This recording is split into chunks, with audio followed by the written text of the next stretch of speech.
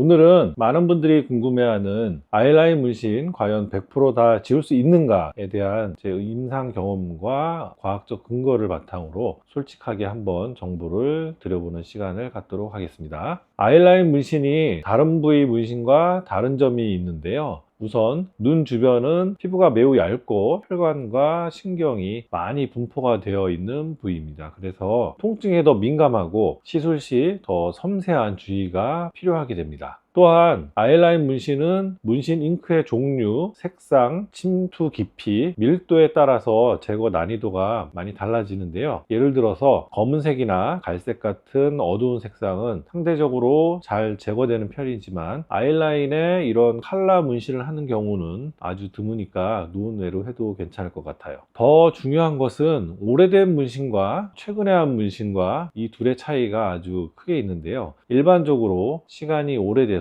최소 5년 이상 지나서 색이 바랜 문신일수록 제거가 좀 더 용이한 경우가 많습니다. 그러나 여러 번 덧칠한 문신은 색소가 점점 더 깊이 들어가고 두꺼워져 있기 때문에 제거하는 데 시간도 더 많이 걸리고 횟수도 더 많이 걸리는 그런 경향이 있죠. 문신 제거의 원리를 이해하시면 왜 100% 완전 제거가 어려운지 좀 더 잘 이해할 수 있습니다. 문신 제거는 주로 세 가지 단계로 이루어지는데, 첫 번째는 레이저가 문신 색소에 반응을 해서 그 즉시 파괴가 되는 과정입니다. 레이저 빔이 빵 하면서 색소가 그 자리에서 사라지는 거죠. 그런데 이렇게 즉시 없어지는 비율은 문신 전체 중에서 극히 일부분에 불과합니다. 두 번째는 딱지가 형성이 되고 떨어지면서 색소가 함께 빠져나가는 과정입니다. 우리 몸의 청소하는 세포인 대식세포에 의해서 포식이 되고 림프순환을 통해서 제거되는 과정입니다. 이 과정은 한 달에서 세 달 정도까지의 시간이 걸릴 수 있기 때문에 시술 간격을 충분히 두면서 하는 것이 더 좋긴 합니다. 이런 복합적인 과정 때문에 한 번의 시술로 모든 색소가 완벽하게 제거되기는 어렵습니다. 특히 세 번째 단계인 대식세포의 활동은 개인의 면역 체계와 건강 상태에 따라서 그 효율성이 달라질 수 있겠죠. 그렇다면 아이라인 문신 제거 시 현실적으로 어느 정도의 결과를 기대할 수 있을까? 저희 병원의 경험으로는 대부분의 환자분들이 3번에서 5번 정도 시술 후에 70~80% 정도의 개선 효과를 보이고 계십니다.